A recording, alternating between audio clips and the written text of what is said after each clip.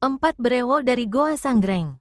Bagian 3. Dengan badan bergetar menahan dingin, Wiro Saksana membentak dahsyat.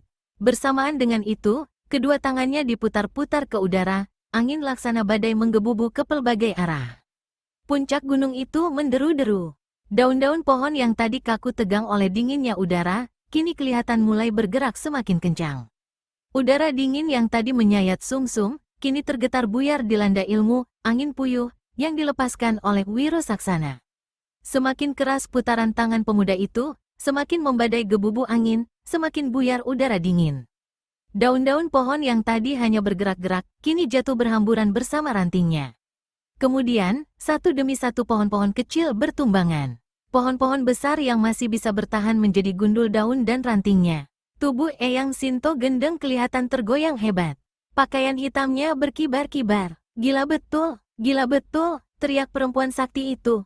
Mulutnya mengeluarkan lengkingan dahsyat, kemudian dia melompat sejauh 9 tombak, dan dari situ mencabut sebuah tusuk kundai lalu menyambitkannya ke arah Wiro. Sang murid cepat-cepat hentikan putaran tangannya dan melompat ke samping. Tusuk kundai membawa angin maut itu melesat menghantam sebatang pohon. Pohon itu tumbang dengan batang pecah berkeping-keping. Udara dingin lenyap, angin yang memuyuh juga lenyap, dan suasana kembali seperti sedia kala. Ketika Wiro memandang ke muka, dilihatnya gurunya berdiri memegang sebentuk kapak yang aneh sekali. Belum lagi dia sempat meneliti lebih lama benda itu, Eyang Sinto Gendeng ajukan pertanyaan. Kau lihat senjata di tanganku ini, Wiro? Kau lihat? Sang murid mengangguk, dan matanya tetap lekat ke kapak aneh di tangan gurunya. Kali ini, kau tak akan sanggup lagi berkelit dari seranganku, Wiro. Eyang Sinto, apakah kau sudah gila hendak membunuh murid sendiri? Perempuan itu tertawa mengikik. Aku memang sudah gila, Wiro. Kalau tidak, percuma namaku Sinto Gendeng. Goblok kau yang tidak tahu artinya gendeng? Wiro memandang dengan waspada. Matanya kembali meneliti kapak aneh di tangan gurunya. Kapak itu bermata dua dan besarnya hampir sebesar batu bata. Gagangnya putih bersih, mungkin terbuat dari gading menurut taksiran Wiro. Pada batang kapak yang besar hampir sebesar lengan itu, kelihatan 6 buah lubang-lubang kecil. Ujung terbawah dari gagang kapak ini merupakan kepala seekor naga yang mulutnya membuka. Wiro, kata Eyang Sinto, aku akan pergunakan kapak ini 3 jurus berturut-turut untuk menyerangmu. Bila kau sanggup melayaninya, kau akan selamat. Kalau tidak, maka bersiaplah untuk mati konyol. Wiro Saksana kertakkan geraham. Dia hendak menjauhi kata-kata gurunya itu. Namun, sebelum mulutnya terbuka, Eyang Sinto Gendeng sudah berseru, ini jurus pertama, Wiro. Jilid 7. Si tua Sinto Gendeng menerjang ke muka. Kapak besar di tangan kanannya membabat kian kemari dalam jurus orang gila mengebut lalat. Ketika tadi Wiro Saksana memainkan jurus itu dengan mempergunakan sebilah keris, kehebatannya sudah luar biasa, apalagi kini penciptanya sendiri yang melakukannya, maka dahsyatnya bukan olah-olah. Kapak besar itu berkelebat kian kemari hampir tidak kelihatan karena cepatnya. Angin deras bersiuran mengibar-ngibarkan pakaian Wiro. Angin deras ini bukan sembarang angin, karena bila menyambar kulit, maka kulit itu perih bukan main, seperti lecet. Dan dari mulut kepala naga pada ujung gagang kapak senantiasa keluar suara mendengung macam tawon. Dalam sekejap saja, Wiro Saksana segera terbungkus sambaran-sambaran kapak bermata dua itu. Mata dan kulit tubuhnya perih terkena angin tajam yang menderu-deru. Telinganya pengang oleh suara yang mengaung yang keluar dari mulut kepala naga-nagaan pada gagang kapak. Ciat! Wiro membentak dahsyat. Tubuhnya berkelebat dan lenyap detik itu juga. Tangan dan kakinya sambar menyambar kian kemari, membuat gerakan menghindar dan menyerang bagian-bagian yang lowong dari gurunya. Tapi mana dia sanggup menghadapi senjata aneh yang dahsyat itu, apalagi senjata tersebut berada dalam tangan Sinto Gendeng dan mempergunakan jurus orang gila mengebut lalat yang sudah mencapai tingkat kesempurnaannya. Dalam sekejap saja, pemuda itu terdesak hebat. Lengah sedikit saja, pastilah pinggang atau perut atau dada atau tenggorokannya akan kena disambar mata kapak. Hanya dengan mengandalkan ilmu meringankan tubuh yang sangat tinggi yang dimilikinya lah, maka Wiro Saksana dapat menghindari sambaran-sambaran dan bacokan-bacokan kapak bermata dua itu. Berkali-kali Wiro melepaskan pukulan-pukulan tenaga dalam yang dahsyat. Namun, angin pukulannya terbendung, bahkan dihantam buyar oleh angin tajam yang menderu yang keluar dari senjata di tangan gurunya. Senjata edan, maki Wiro Saksana. Tiba-tiba, dijatuhkannya tubuhnya ke bawah. Serentak dengan itu, tangan kanannya dengan jari-jari ditekuk ke dalam meluncur ke arah sambungan siku Eyang Sinto Gendeng. Tapi pada detik itu pula, kaki kanan sang guru menyapu dari atas ke bawah, mencari sasaran di kepala Wiro Saksana. Mau tak mau, ini pemuda terpaksa jatuhkan dan gulingkan diri di tanah. Dengan demikian, maka berakhirlah jurus pertama yang penuh kehebatan itu. Sinto Gendeng berdiri dengan dada turun naik. Kini jurus kedua, Wiro, katanya. Kedua kakinya dipentang lebar-lebar. Tubuhnya membungkuk ke muka sedikit, sedang kapak di tangan kanan dipegangnya lurus-lurus ke muka ke arah Wiro Saksana. Dari balik pakaian hitamnya, Eyang Sinto Gendeng mengeluarkan benda hitam yang berkilauan ditimpa sinar matahari. Wiro tak dapat memastikan benda apa yang ada dalam tangan kiri gurunya itu, mungkin sebentuk besi, mungkin juga sebuah batu. Tiba-tiba, tangan kiri Sinto Gendeng memukulkan benda di tangan kirinya ke kepala kapak. Bunga api memijar, dan sedetik kemudian, lidah api yang dahsyat menyambar ke arah Wiro Saksana. Terkejutnya pemuda itu bukan alang kepalang. Dia membentak dan lompat ke udara. Lidah api lewat di bawahnya, kedua kakinya terasa perih panas, dan bila dia melirik ke belakang, maka dilihatnya bagaimana semak belukar serta pepohonan terbakar berkobar oleh sambaran lidah api tadi. Masih belum turun ke tanah lagi, maka Sinto Gendeng telah menyerang pemuda itu untuk kedua kalinya. Lidah api menyambar lagi. Wiro bergulingan di tanah, menghindarkan dengan sebat. Tanah yang tersambar lidah api kapak sakti itu menjadi hitam hangus. Wiro leletkan lidahnya. Masih belum sempat dia mengatur napas, tangan kiri dan tangan kanan Sinto Gendeng bergerak lagi berkali-kali. Lidah-lidah api yang hampir setengah lusin banyaknya menyambar tubuhnya dari 6 jurusan. Wiro memekik dahsyat, meraung dan membentak. Kedua tangannya diangkat tinggi-tinggi ke atas. Tubuhnya melompat kian kemari, mulutnya komat-kamit. Aji angin es yang ditebarkannya hanya bisa menahan gelombang lidah api yang menyambar, tapi sama sekali tidak dapat melenyapkan hawa panas lidah-lidah api itu. Wiro Saksana kelagapan, tapi masih belum hilang akal. Bentakan setinggi langit melengking ke udara. Tubuh Wiro Saksana lenyap keluar dari sambaran-sambaran lidah-lidah api, untuk sesaat kemudian berguling di tanah dengan sangat cepatnya, menuju ke tempat Eyang Sinto Gendeng berdiri. Sambil bergulingan ini, Wiro lepaskan 2 pukulan tangan kosong yang hebat. Satu, kunyuk melempar buah, yang satu lagi, sinar matahari. Mau tak mau, Sinto Gendeng hindarkan diri juga ke samping. Maka putuslah jurus kedua itu. Wiro Saksana itu berdiri dengan tubuh berkeringat dingin. Di belakangnya, kobaran api masih juga membakari semak belukar dan daun-daun pepohonan. Gurunya dilihatnya berdiri tegak tak bergerak. Benda yang di tangan kirinya tadi ternyata adalah sebuah batu api, dan kini sudah disimpannya kembali di balik pakaian hitamnya. Jurus terakhir, Wiro, kata Eyang Sinto Gendeng. Pemuda itu tahu, kalau 2 jurus pertama tadi hebatnya bukan olah-olah, maka jurus ketiga atau yang terakhir ini tentu lebih dahsyat lagi. Karenanya, dia benar-benar lebih waspada dan teliti kini. Sepasang matanya yang hitam pekat itu menyorot tajam-tajam ke depan. Sinto Gendeng memegang kapak itu dengan terbalik. Mulut naga-nagaan yang terbuka didekatkannya ke mulutnya, sedang jari-jari tangannya menutup 6 lubang di batang kapak. Ketika Wiro Saksana tidak mengerti apa yang bakal diperbuat gurunya, maka terdengarlah suara tiupan seruling. Ternyata kapak itulah yang mengeluarkan suara seruling tersebut, dan ditiup oleh Sinto Gendeng. Gema seruling itu mula-mula perlahan, halus, dan lembut, memukau Wiro Saksana.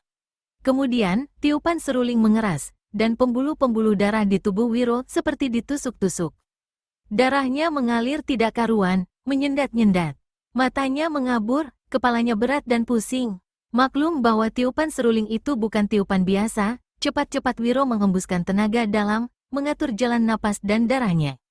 Tapi kasip, suara seruling semakin kencang, melengking, dan menusuk-nusuk gendang-gendang telinga. Wiro kerahkan lagi tenaga dalamnya. Mulutnya komat kamit, kedua tangannya menghantam ke arah Sinto Gendeng, tapi sang guru kini tidak di tempat, melainkan berlari-lari sebat mengelilingi pemuda itu. Wiro membentak, tapi suaranya tidak keluar. Dia melompat, tapi tubuhnya terhuyung. Seluruh kekuatan luar dan dalamnya punah oleh tiupan seruling.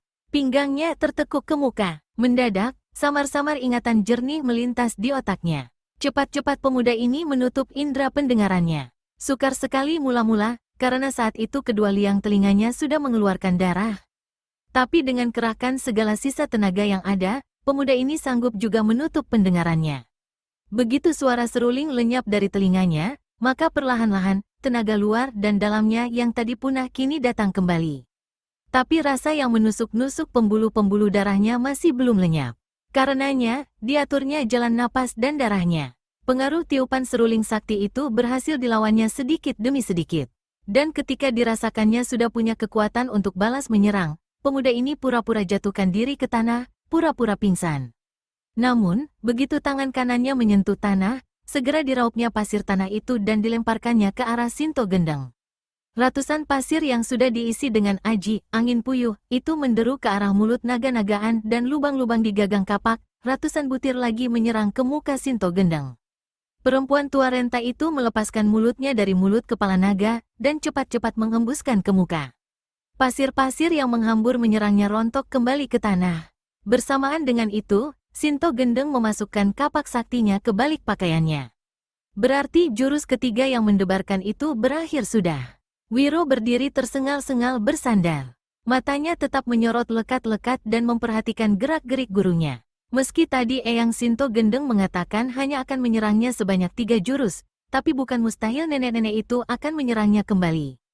Tapi dilihatnya Eyang Sinto Gendeng cuma memandang saja kepadanya.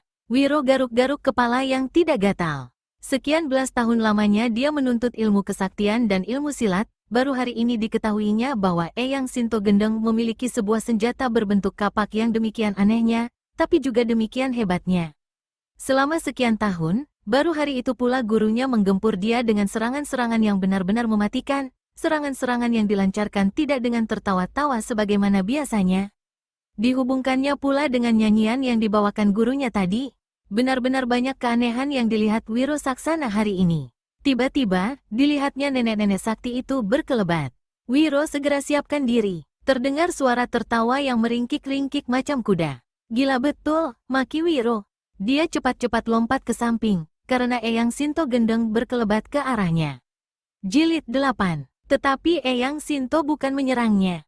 Nenek-nenek sakti ini ternyata hanya melompat ke atas pohon jambu klutuk, dan duduk di cabang tempat dia duduk sebelumnya. Bagus, Wiro, bagus sekali, katanya. Mukanya dihadapkan lurus-lurus ke arah timur.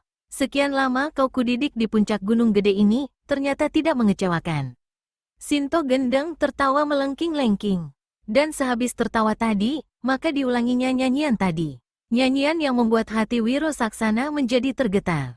17 tahun wus katilar, pucuking gunung gede iseh panggah kaya bien mulo. Langit iseh tetep biru, bulan lan suryo iseh tetep mandeng lan kangen. 17 tahun agawe kang tua tambah tua.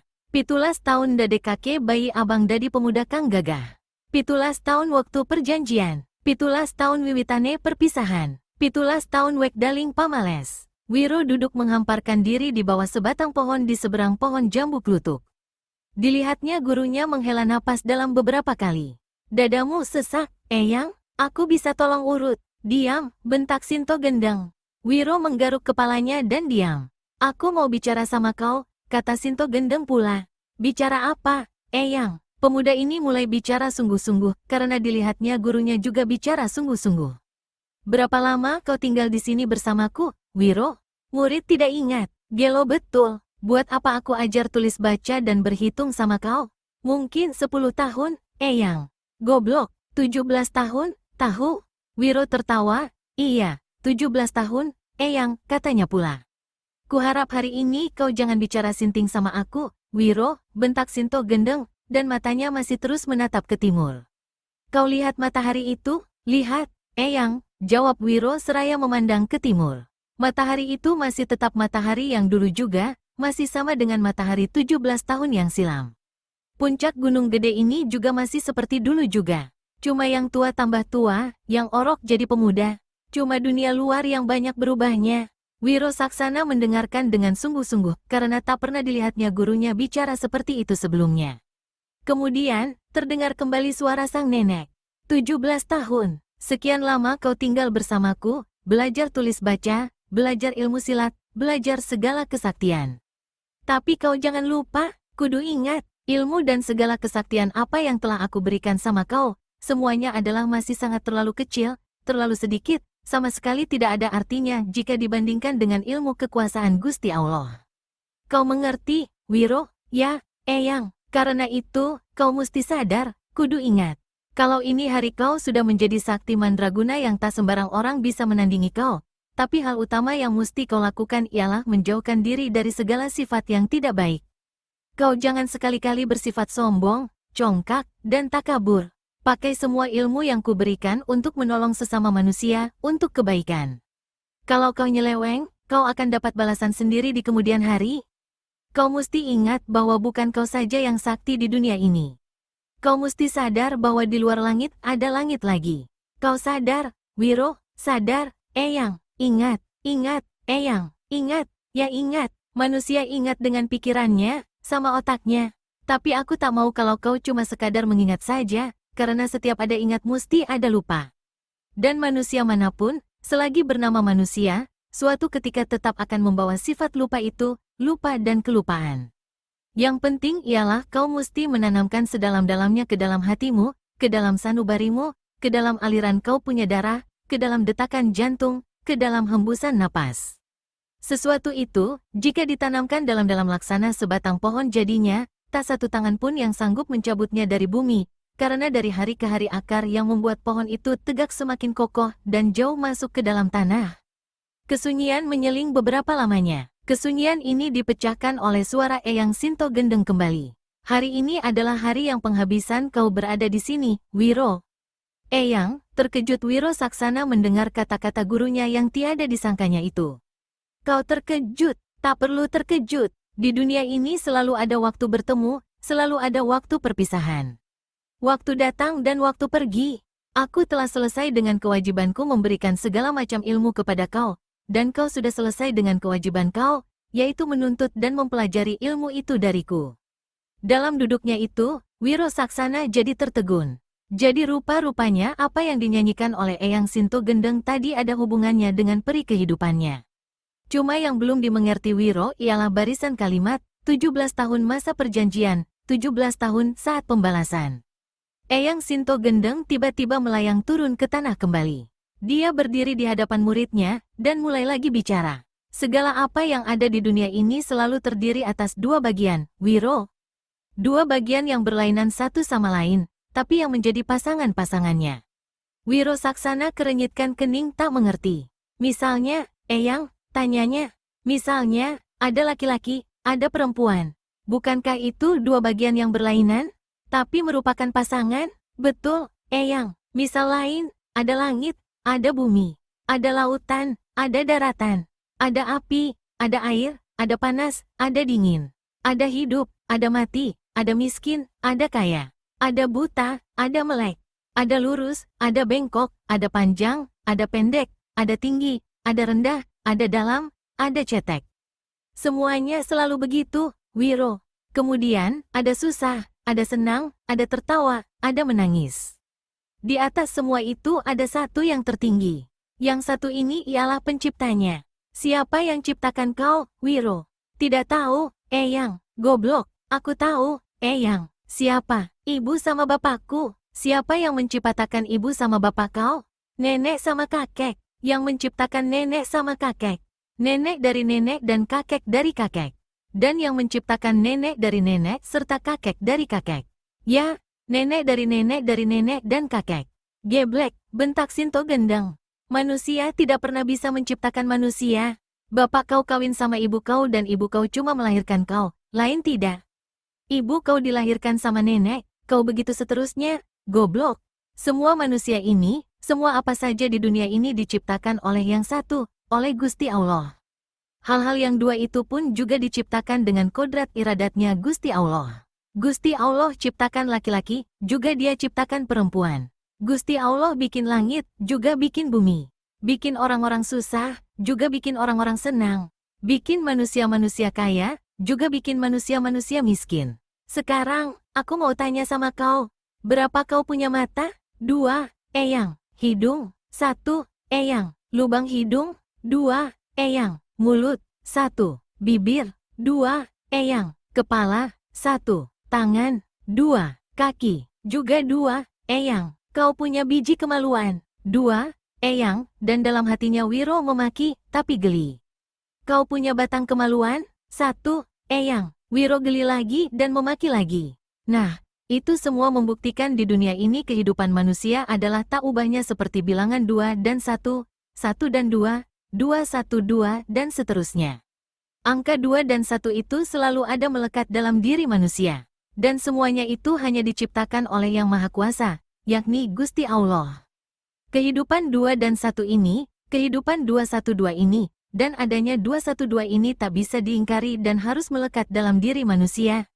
Manusia pasti akan merasakan senang susah, gembira sedih, kaya miskin, lapar kenyang, hidup mati, dan manusia juga mesti percaya pada yang satu, yakni Gusti Allah. Tapi manusia yang picak, eyang, matanya cuma satu, manusia yang buntung kakinya sebelah, berarti cuma punya satu kaki. Jadi dia tidak memiliki angka 2 yang sempurna dalam dirinya. Betul, meski begitu berarti dia cuma punya satu mata, punya satu kaki. Nah, bukankah ada juga melekat angka 1 pada dirinya? Aku sudah bilang sama kau bahwa dalam diri manusia mesti ada angka 2 dan 1 itu. Apa kau masih kurang ngerti, goblok? Wiro diam, kata-kata gurunya itu memang betul. Sekarang, berdirilah kau, perintah Eyang Sinto Gendeng. Wiro Saksana berdiri. Eyang Sinto Gendeng menyeringai dan tertawa cekikikan. Tiba-tiba, dari balik pakaian hitamnya dikeluarkannya kembali kapak saktinya. Terkejut Wiro Saksana, dan pemuda ini mundur beberapa langkah ke belakang. Sinto Gendeng menyeringai lagi, tertawa lagi hingga kedua matanya berair. Jilid 9. Kenapa kau terkejut? Tanya Eyang Sinto Gendeng. Kau takut? Eyang mau bikin celaka murid lagi? Tanya Wiro Saksana bersiap-siap. Dan nenek itu tertawa lagi melengking-lengking. Dia mundur sampai 7 tombak ke belakang. Pejamkan matamu, Wiro, perintah Eyang Sinto Gendeng pula. Tapi, Eyang mau bikin apa?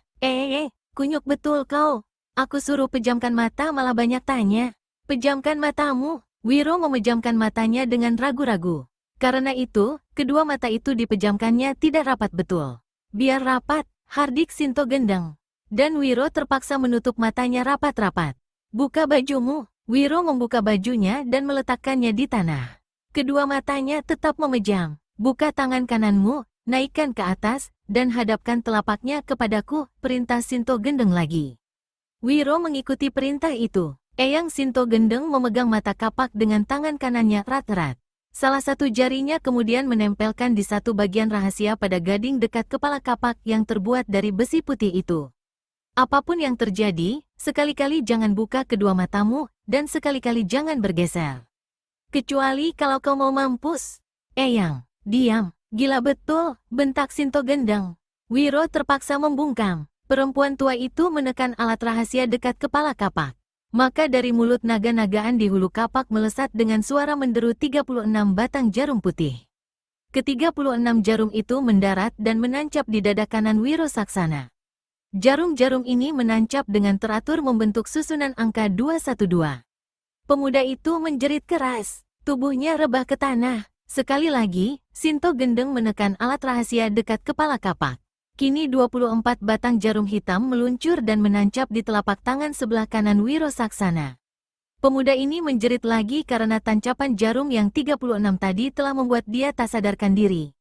Sebelum Wiro Saksana siuman, Eyang Sinto Gendeng sudah mencabuti jarum-jarum putih di dada pemuda itu, juga jarum-jarum hitam di telapak tangan kanan Wiro.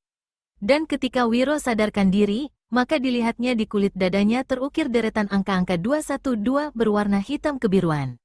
Angka-angka yang sama juga terdapat di telapak tangannya. Bedanya, angka-angka yang di telapak tangan ini agak kecil dan berwarna putih, sehingga agak samar-samar kelihatannya.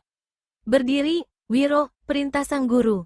Wiro Saksana berdiri. Dia tak tahu apa sebenarnya yang telah dilakukan oleh gurunya. Yang dia tahu tadi ialah suara yang menderu-deru, lalu dia menjerit, lalu roboh, dan tak ingat apa-apa lagi. Kau telah lihat angka 212 pada kulit dada dan telapak tangan kananmu? Wiro mengangguk. Berarti dalam dirimu sudah kulekatkan unsur-unsur keduniaan dan unsur ingat Tuhan. Agar kau tidak lupa bahwa kau hidup di dunia adalah untuk menolong sesama manusia. Juga agar kau tidak lupa bahwa kau mempunyai Tuhan yang harus dituruti segala perintah dan dijauhkan segala larangannya. Kau mengerti? Mengerti, Eyang. Tapi, mengapa badanku kini 3 kali lebih enteng dari sebelumnya? Bahkan tenaga juga terasa bertambah hebat. Eyang Sinto Gendeng tertawa mengikik. Itu adalah berkat jarum kapak naga geni 212, kata Sinto Gendeng pula. Lalu nenek-nenek ini menerangkan apa yang telah dilakukannya terhadap muridnya. Wiro merasa mendapat anugerah ilmu tambahan, segera berlutut di hadapan gurunya. Tak usah pakai peradatan segala macam. Berdirilah, masih banyak yang aku mau bicarakan sama kau, kata Sinto Gendeng pula. Wiro berdiri. Sinto Gendeng mengeluarkan kapak dan batu hitam kembali. Diulurkannya benda-benda itu. Wiro, kapak ini kuberi nama kapak naga geni 212. 10 tahun lamanya kubutuhkan waktu untuk membuatnya, dan telah 20 tahun lebih senjata ini berada di tanganku. Rupanya kau ada jodoh dengan senjata ini.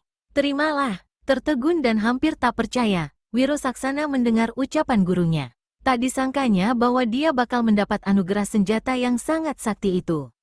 Dia terdiam mematung seketika. Ayo, Wiro, kenapa kau jadi bimbang? Terimalah kapak naga geni 212 ini untuk kau. Wiro Saksana mengulurkan kedua tangannya. Ketika senjata sakti itu menyentuh tangannya, mendadak sontak mengalirlah arus aneh yang dingin ke dalam tubuh Wiro. Dan di saat itu pula, dirasakannya tubuhnya naik sampai 2 tingkat, padahal dia merasa tingkat tenaga dalam yang sudah dimilikinya sebelumnya sudah mencapai tingkat yang paling sempurna. Sisipkan di pinggangmu, Wiro, dan pakai kau punya baju kembali. Wiro melakukan apa yang dikatakan Eyang Sinto Gendeng. Kapak dan batu yang ada angka 212-nya itu disisipkan ke pinggangnya. Kapak naga geni 212 bukan senjata sembarangan, Wiro. Karenanya, juga tak boleh kau pakai sembarangan. Pergunakanlah hanya pada saat-saat kau terdesak hebat atau dalam keadaan nyawamu terancam. Kau telah lihat juga macam kehebatan kapak itu tadi, tapi masih ada satu lagi kehebatannya, yaitu bila kau tekan salah satu bagian di bawah mata kapak itu, maka akan berhamburanlah jarum-jarum putih dari mulut naga-nagaan. Untuk membuat angka 212 pada dada dan telapak tanganmu, aku telah pergunakan jarum-jarum semacam itu tadi. Cuma jarum-jarum tadi telah kuisi dengan sejenis racun yang hebat, sehingga tubuhmu akan kebal terhadap segala racun apapun juga. Tangan kananmu juga mempunyai racun yang tersembunyi, Wiro. Jangan sembarangan mempergunakannya, karena bisa mematikan lawan. Wiro Saksana hendak berlutut lagi, tapi segera dibentak oleh gurunya. Terima kasih, Eyang, terima kasih, kata pemuda itu. Eyang Sinto Gendeng hanya keluarkan suara tertawa. Digaruk-garuknya kepalanya yang berambut jarang dan yang kini hanya ditancapi 2 buah tusuk kundai. Kemudian, mulailah dia untuk ketiga kalinya menyanyikan lagu tadi. Pitulas tahun Wuskatilar. Ketika Sinto Gendeng selesai menyanyikan lagu itu, maka bertanyalah Wiro. Eyang, apakah maksud Eyang dengan nyanyian itu? Sinto Gendeng tertawa. Aneh sekali tawanya kali ini. Dan parasnya kelihatan begitu sedih serta rawan. Kemudian, ketika dia berkata, jelas suaranya itu bergetar, tanda dia tak dapat menahan sesuatu yang menyesak di lubuk hatinya. Aku sudah bilang bahwa hari ini adalah hari yang penghabisan kau berada di gunung gede ini bersamaku.